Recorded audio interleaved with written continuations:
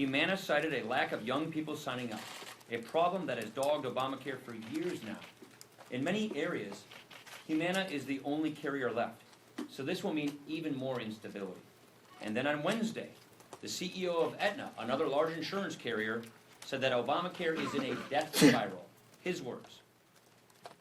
Here is what is important for us all to understand. Obamacare is not simply stuck in some kind of status quo. It is getting worse by the day, and it will keep getting worse unless we act. We need to rescue people from this collapsing law, and we need to replace it with a true patient-centered system, one that gives every American access to quality, affordable coverage. That means more choices and lower costs. It means real protections and peace of mind. And it means returning your care to your control.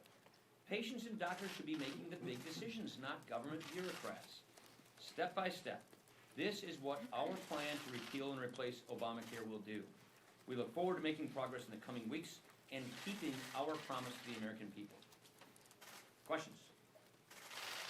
Why do you think we're seeing so many leaks coming from this administration? The president has said that they will be caught. Do you think that, or do you feel that those behind these leaks should be referred to the Justice Department? I can't answer why. I really don't know the answer why so many leaks are coming from the administration or from wherever they're coming from. But if you know, let us know.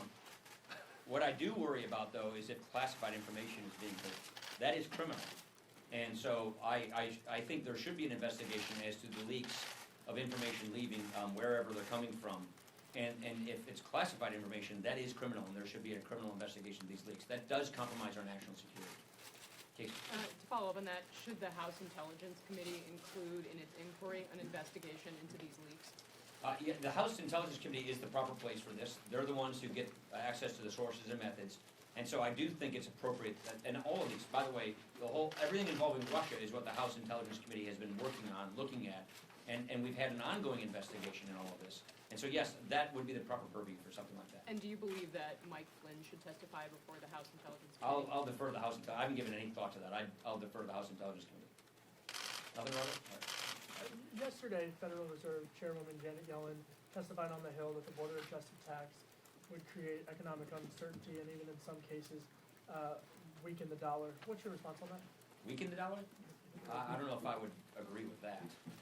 She suggested that. Yeah, I think most analysts would, I think maybe you got that the other way around. Well, what's your response, I guess, to Here's how border adjustability works. A lot of people, there's a lot of confusion surrounding this.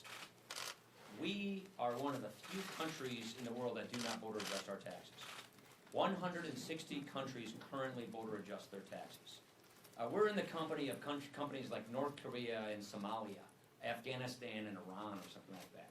So almost all other countries border adjust their taxes.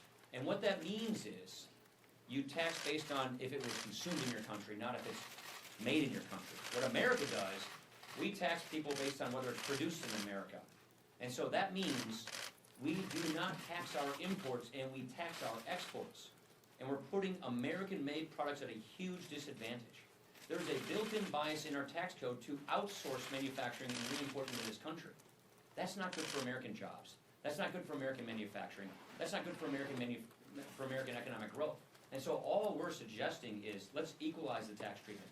Let's be fair to ourselves, and let's treat ourselves like every other country's treating them.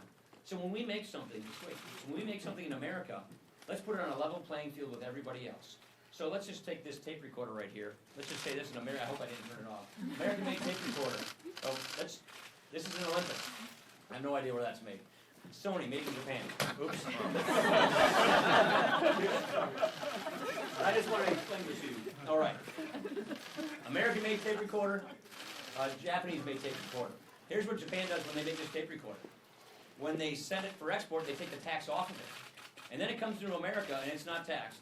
And it comes here to compete against our good, which is taxed. Theirs was untaxed twice.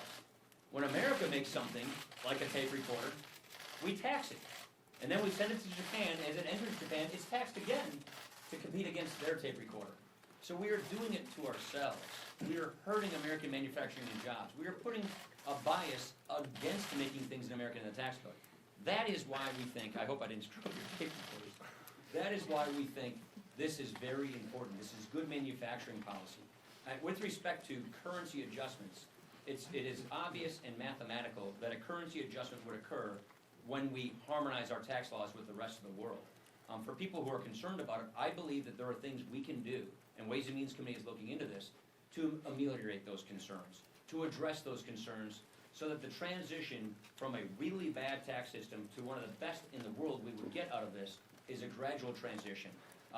I would also say that those who are concerned about this, I think they underappreciate how much better our tax system will be with this kind of provision. That's my just quick follow-up, is that you're not. You got me going on tax No, reform, sorry. But you're not concerned about that the growing Republican opposition to the border adjustment tax will jeopardize tax reform? No, I don't. Look, go back and read the books that were written about the 1986 tax reform.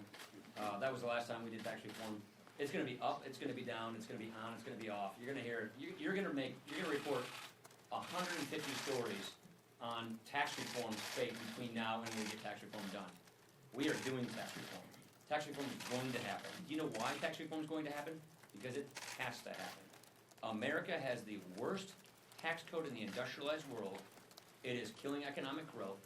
It is driving companies to become foreign companies. More and more and more U.S. companies are going to leave this country because of our tax laws, or get bought by foreign companies, and we will lose our seed corn, our employers. We will lose economic growth. This is existential to our economy, and we know this. And so we're going to get tax reform done, and there's going to be a whole bunch of drama you're going to enjoy covering between now and then. Yeah. The Affordable Care Act has refundable tax credits. How is the refundable tax credit in the House GOP plan different, and why is that better Affordable than deduction? Care Act, they call them refundable tax credits. They're subsidies, and they're subsidies that say, we will pay some people some money if you do what the government makes you do. That is not a tax credit. That is not free. A tax credit is you get the freedom to do what you want and buy what you need, and your choice. The Affordable Care Act is the opposite of that. The Affordable Care Act is the government makes you buy this, and by the way, like I just said, there's 1 or 2 plans left. With Humana's pull-out, there will be 0 plans left in certain markets. They make you buy it, and then they subsidize what you buy. A tax credit is a fixed amount. The Affordable Care Act is not a fixed amount. A tax credit is a fixed amount that is universal to Americans in the individual market to go buy the health insurance plan of their choosing. It is the opposite of Obamacare, which is not a patient-centered system, it's a government-run system. What we're proposing is a patient-centered system where the patient is designs their plan. The patient gets to decide what they want to do. The nucleus is the patient and her doctor versus the nucleus of the system being the government and Obamacare's sake. And why is the Case. credit? One. Yes, thank you, Mr. Speaker. I know that you heard from Secretary Price this morning. I was wondering if there are any areas where you think the White House could improve communications with Capitol Hill. I should know, we're doing really well on that front. I don't know what you guys report, but we talk with the White House daily. Our teams, our House and Senate teams are in conference, or in consultations with the White House constantly. We're very excited Tom Price is over there. Tom Price was one of the primary architects of our Obamacare replacement plan that we rolled out last year, and now he is the Secretary of HHS to execute and implement that plan. So we're very pleased with that, and I think we have fantastic communication with Has him. the president- Better than I've ever seen before, actually. Has the President shared his pick for Labor Secretary with you No, yet? I heard it's coming, but I have no idea who it is. Just to follow up on that a little bit with the Obamacare, I mean, obviously there are Democrats who think the law needs to be fixed. The Republicans chose to go the reconciliation route with repeal and replace. Do you think it's going to be possible to have the plan that you just spoke of without help from Democrats? Do you think that do you wish you would try to go into this in a little more We would love to bipartisan have manner? support from the other side. They've made it really clear to us that they don't want it, they're not interested in doing that. I think, Jennifer, what the Democrats, just taking them at their word, they want to go down the socialized medicine path. They want to go down the government-run healthcare path. They want what they call the public option, which is to basically have no options but a government-run plan. That is not something that we're interested in doing. We think it will do even more damage to the healthcare system in America. And so we believe in a patient-centered system where individuals have the freedom to buy what they want and not what the government makes them buy. And also, we think, Jennifer, it's really, really important to have choice and competition in healthcare, because choice and competition lowers costs and increases quality. That is the opposite of what Obamacare does. Obamacare restricts choice, It denies competition. We have monopolies in a third of the counties in America. And as a result of the lack of choice and the lack of competition, you have much higher prices and fewer supply. I was saying that. Do you have any concerns that there's a group of Republicans in the Senate who come from states where Medicaid expansion was already accepted, and they're very skeptical of any plan that takes that away from their states? Yeah, I think it's 32 states, if I'm not mistaken, have Medicaid expansion. Mine did not. We're going to have to find a solution that accommodates each of these two concerns. I've asked Greg Walden, who's our chairman of the Commerce Committee, he, along with Orrin Hatch, are working with governors to come up with a solution so that a state, whether a state chose to take the money or didn't, that going forward, as we give states more control, as we advance the principle of federalism by giving states more control over Medicaid so they can have innovative reforms, that we do it in a way that doesn't disadvantage either of the two sides of that coin. Last question. Gee. Clarify on Obamacare. Say it again?